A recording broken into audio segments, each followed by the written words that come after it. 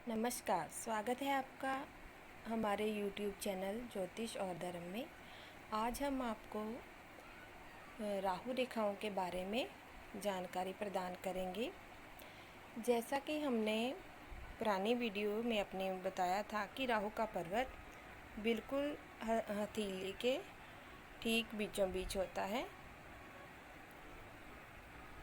यहाँ पर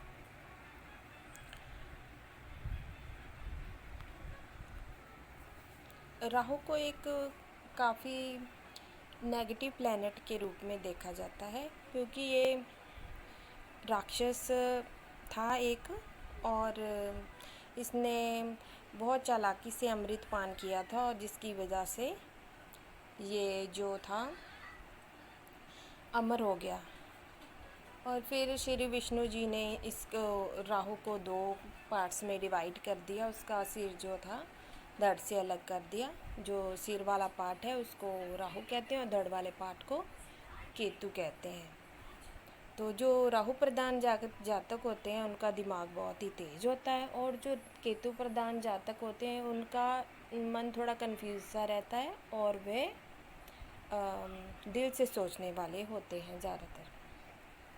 अब बात करते हैं राहु रेखाओं की। अगर अभी तक आपने हमारा चैनल सब्सक्राइब नहीं किया है तो कृपया हमारे चैनल को सब्सक्राइब करें। राहु की रेखाएं जो होती हैं वो अक्सर यहाँ से शुरू होती हैं, अंगूठे के पास से, और यूँ जाती हैं हॉरिजॉन्टली, ठीक है, किसी के भी हाथ में। इनको राहु की रेखाएं या फिर चिंता की रेखाएं भी कहते हैं।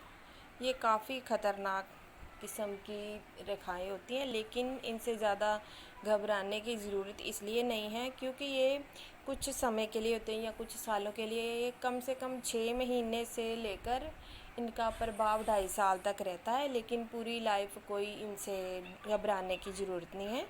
हमारे हाथ में परमानेंट लाइन्स होती हैं, वो होती है जीवन रेखा, ये मस्तिष्क रेखा, और ये हार्ट लाइन जो होती हैं, ठीक है। ये तीनों मेन होती हैं। लक लाइन भी किसी के हाथ में होती है और किसी के हाथ में नहीं होती, मेन यही होती हैं। इसलिए राहु की रेखाएं जो होती हैं वो परमानेंट नहीं होती, ज़्यादा घबराने की ज़रूरत नहीं होती। लेकिन जिसकी होती हैं उसको काफ़ी परेशानी का सामना करना पड़ता है, और ये भी हो सकता है कि उसे किसी तरह की स्पेल मंत्र या किसी चीज़ का सामना करना पड़ा हो अपने लाइफ टाइम में, ब्लैक मैजिक वगैरह जैसी चीज़ों का। इसलिए राहु की रेखाएं जो होती हैं वो काफ़ी इंसान के जीवन में स्ट्रगल और रुकावटें पैदा कर देती हैं। मान लीजिए किसी की राहु रेखा यहाँ से निकलकर जीवन को काट रही है, तो उसे स्वास्थ्य संबंधी परेशानी देगी। अगर यही रेखा का इसको मस्तिष्क रेखा को काट कर आगे निकल गई हो तो उसको मेंटली भी बहुत परेशान करेगी, तनाव से भर देगी, एंजाइटी देगी, इस तरह का योग पैदा करेगी।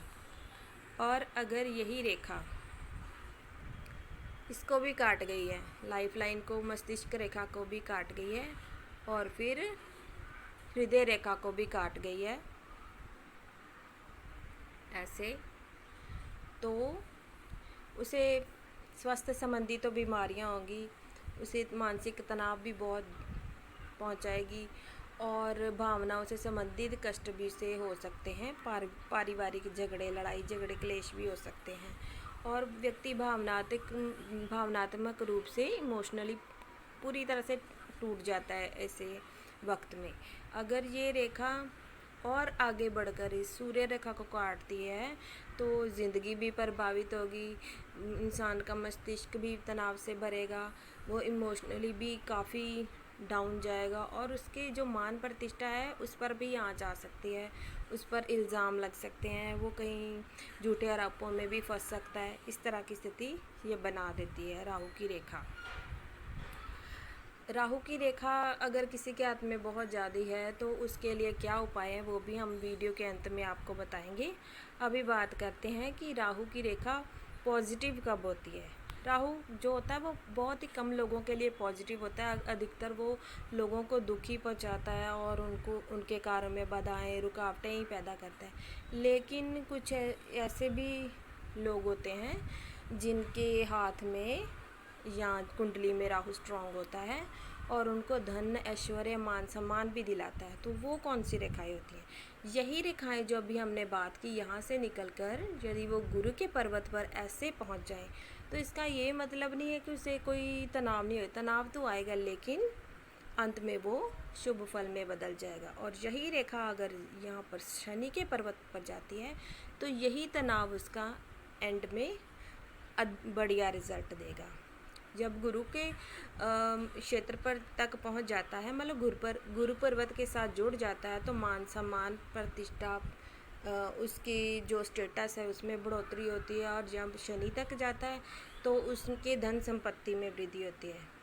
और जब यहाँ पर सूर्य के सूर्य के पर्वत पर जाता है तो तब भी उसकी मान प्रतिष्ठा बढ़ोतरी होती है। आप कंफ्यूज मत होना कि अभी मैंने कहा था अभी ये जो लाइन है इसको काट दे, तो वो सूर्य रेखा को काटने की बात करी थी मैंने, ठीक है।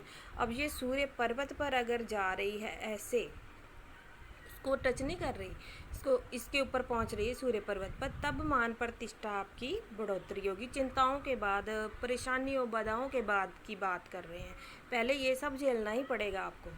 उसके बाद अगर ये ऐसे बुध पर्वत तक जाती है तो आपको व्यापार में काफ़ी लाभ हो सकता है।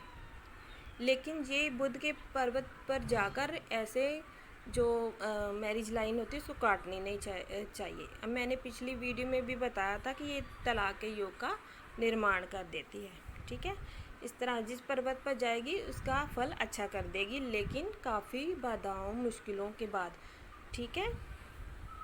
इसके बाद बात करते हैं अति शुभ जो राहु की रेखाएं होती हैं।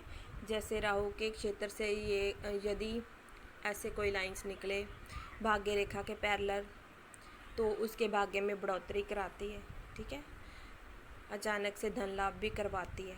ऐसे ऐसे लाइंस निकल रही हों, शाखाएं निकल रही हों, जैसे लक लाइन यहाँ पर है, इसके साथ साथ ही राहु की ऐसे लाइंस निकल रही हैं, तो उसका जो व्यापार है वो और बढ़ जाएगा।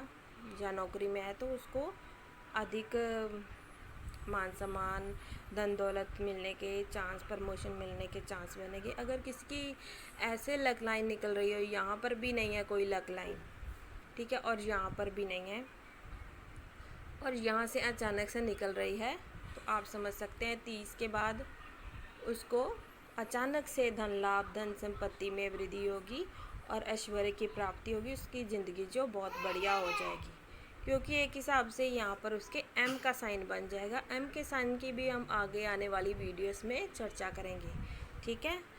ये इन मेन रेखाओं के साथ बनता है ये निशान। आगे आने वाली वीडियोस में इस पर विस्तार से चर्चा करेंगे।